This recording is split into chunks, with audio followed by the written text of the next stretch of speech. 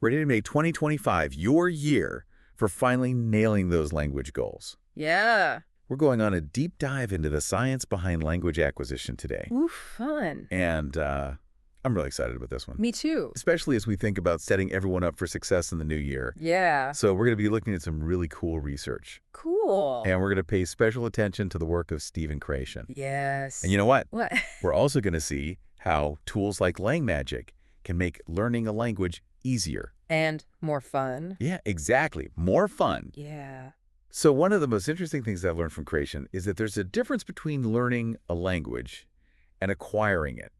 And it kind of makes you think differently about all those traditional ideas of memorizing grammar rules, right? It really does. Yeah. Most people who speak a language fluently, even like their native language, Yeah. they couldn't even tell you all those grammar rules they're using without even thinking. We learn language by being around it all the time and actually using it. Right. Not just by drilling those verb conjugations. Right, exactly. Yeah. It's like, I can speak English really well, but if you ask me to explain the subjunctive mood, I don't even know if I could. Oh, totally. I would just stare at you blankly. Yeah. But Krashen's input hypothesis, Yeah. it suggests that to become fluent, you really got to focus on understanding messages, Yeah. which he calls comprehensible input. Oh, that's a good one. That's just a bit above your current level. That's the I+1 concept. Yes. And it's all about finding that spot where you're learning new things, but you're not totally lost. Right. You're challenged, but not overwhelmed. Right. Yeah, exactly. Makes sense, right? It does. Like if I tried to read a novel in Mandarin right now, Oh, yeah. I would be so frustrated. Yeah. But if I start with easier stuff Mm-hmm. and then slowly make it harder, Yeah. then my brain can actually learn the new information. Oh. Right. And make those connections. Yeah, and make the connections. That's what's so cool about it. Yeah. And that's where a tool like LangMagic can be really helpful, especially as we're getting into 2025. Yeah. It can figure out your level and suggest stuff for you. Oh, cool. Like articles, podcasts, videos that are right at that I+1 level. So LangMagic's like a personal language tutor. Exactly. That helps me find the perfect stuff to keep me engaged. Yeah, and learning without being overwhelmed. Yeah, without getting overwhelmed. That's And amazing. research actually shows that this approach, Hmm. focusing on understanding rather than memorizing, Right. can really speed up how fast you learn a language. Wow. This is making me feel so much better about my own language goals. Good. But I have to admit, the idea of actually speaking a new language still makes me nervous. Oh, yeah, for sure. Is that normal? Totally. Okay. A lot of people feel that way. Okay. And it actually fits perfectly with another one of Krashen's ideas, Oh. the silent period. Okay. He says that it's not only okay but good to spend time listening to the language before you actually have to speak it. Oh, so I don't have to worry about making mistakes in front of native speakers right away. Exactly. Okay, that's a relief. Think about how kids learn their first language. Yeah. They spend months, even years, just listening Right. before they ever say a word. They're building a base. Yeah, they're building up that understanding before they start talking. That's a great point. Yeah, It definitely takes the pressure off having to be perfect from the start. for sure. But how can we use this silent period to actually make progress? Well, this is where tools like LangMagic, Yeah. with those personalized recommendations, can really help. Oh, cool. It can create a space where you can just enjoy the language Okay. without feeling pressured. So I can watch movies with subtitles, Totally. listen to podcasts, Yeah. play language learning games, Yeah. all without having to speak perfectly. Exactly. You're still working with the language. Right. And getting used to how it works, Mm-hmm. even if you're not speaking it out loud. Okay. And remember, this isn't about never speaking. Right. It's about building a good foundation Right. so that when you are ready to speak, Mm-hmm. you'll feel more confident and fluent. I love that. Yeah. It feels so much more natural and less scary than those old drill and repeat things I've tried before. Oh, yeah. What about grammar? Mm-mm. Does that still matter in this more natural way of learning? That's a great question. Yeah. And one that comes up a lot. Mhm. Krashen's research shows that grammar shouldn't be the main focus, Okay. especially at the beginning. Okay. Remember, we learn by understanding, Yeah. not by memorizing rules. Yeah, so it's more about experiencing the language than trying to take it apart. Exactly. It's Right. about immersing yourself in how people actually use the language Right. and letting your brain naturally pick up the patterns and the structure. That makes a lot of sense. Yeah. Yeah. There's another really important thing to think about here. Okay. It's something Krashen calls the affective filter. The affective filter. Yeah. It's all about how we feel. Okay. Like if we're stressed or anxious or self-conscious, Yeah. that can actually block us from learning the language.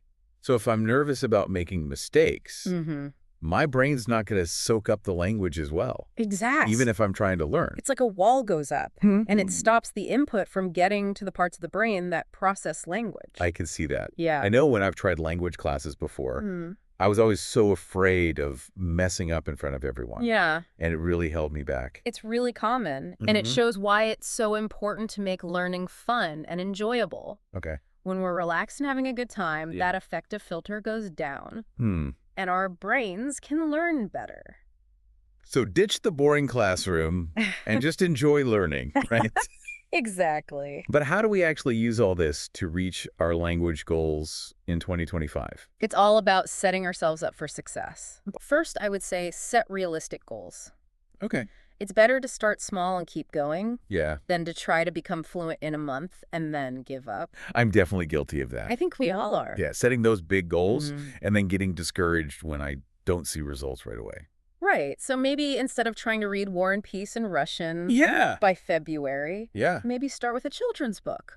Right? Or even just some online articles. Exactly. Small steps make a big difference over time. It's a journey, not a race, right? Exactly. Enjoy the process and celebrate those small wins. That's a really good way to look at it. Yeah. What other tips should we keep in mind as we start this language learning adventure in 2025? Definitely another key thing is to focus on understanding more than speaking perfectly. Okay. Especially in the beginning. So just soak it up. Yeah. Without worrying about producing it right away. Exactly. And again, this is where LangMagic can be super helpful. It can find you content that's engaging and at your level. Right. So you're always challenged but not overwhelmed. It's like having a personalized language coach. It really is. Guiding you and making sure you're on the right track. And speaking of guidance, remember to embrace that silent period we talked about. Oh, right. Don't force yourself to speak before you're ready. So no more conversation groups where everyone's fluent but me. Well, you can still go, okay, but maybe just listen at first. Right. Let yourself absorb the language and build your confidence. I like that. You're still learning even when you're not speaking. This is all starting to feel much less scary. Good. It's like exploring a new world at my own pace. I love that analogy. Yeah. That feeling of exploration is so important for staying motivated. Absolutely. And that brings us to probably the most important tip. Okay. Make it enjoyable. Make it fun. Find things you genuinely like. Yeah. And connect language learning to things you already do. So if I love music, Uh-huh. I could listen to artists who sing in the language I'm learning. Yeah. Or if I love cooking, Yeah. I could try recipes in that language. Perfect. The more you can make it part of your life, the more likely you are to stick with it. And actually make progress. Right. It's all about finding those little things that make it fun. But even with fun activities, Yeah. they're going to be tough times, right? Absolutely. How do we stay motivated when we hit those bumps? Remember why you started learning in the first place. Okay. What are your goals? Yeah. How will this language enrich your life? Thinking about those benefits can really help when you're feeling stuck. Yeah, having that clear purpose can make a big difference when it comes to staying motivated. It really can. But aside from that personal motivation, are there any practical strategies for dealing with those bumps in the road? Oh, definitely. One thing that can help is to break down your big goals into smaller ones. Okay. Like little milestones. Yeah. This makes the whole thing feel less overwhelming. Right. And it also gives you those little wins along the way. Well, I like that. Which helps keep you going. Yeah, those little celebrations can make the whole thing more fun. Exactly. But let's be real. Even with those mini milestones, we're going to hit some walls sometimes. Totally. We're going to feel like we're not making progress. Yeah, it happens to everyone. What do we do when those moments of frustration come up? It's important to remember that setbacks are normal. Okay. Everyone goes through them. Okay. The key is to see those challenges as opportunities to learn, not as failures. So instead of beating myself up over not getting something, Right. I should see it as a chance to learn and try a different approach. Exactly. Okay. And remember, you're not alone in this. Yeah. There are so many other people learning languages out there who've been through the same thing. Right. Don't be afraid to reach out for help. Okay. Whether it's joining a group, finding a tutor, or just connecting with other learners online. That's a good point. Yeah. That sense of community can really make a difference. It really can. It's like having a whole team cheering you on. Exactly. Speaking of support systems, Yeah. let's talk about LangMagic again. Okay. We've talked about how it recommends content and creates a low-pressure environment, Right. but can it also help when we're feeling stuck?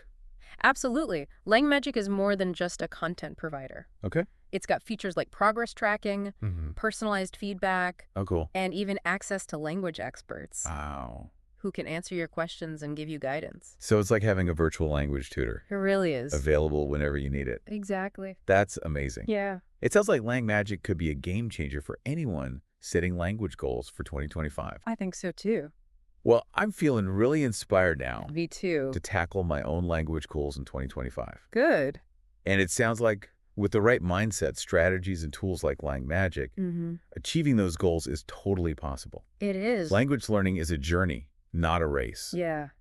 Embrace the process, celebrate the small wins, and never stop exploring the world of languages. I love that. So to all our listeners out there, Yeah. we wish you the best on your language learning adventures in 2025. Have fun. And remember, Yeah. make it enjoyable, stay consistent, and don't be afraid to ask for help. And if you're looking for a tool to help you along the way, Yes. check out LangMagic. It could be the key to unlocking your language learning success in the new year. Happy learning, everyone. Happy learning.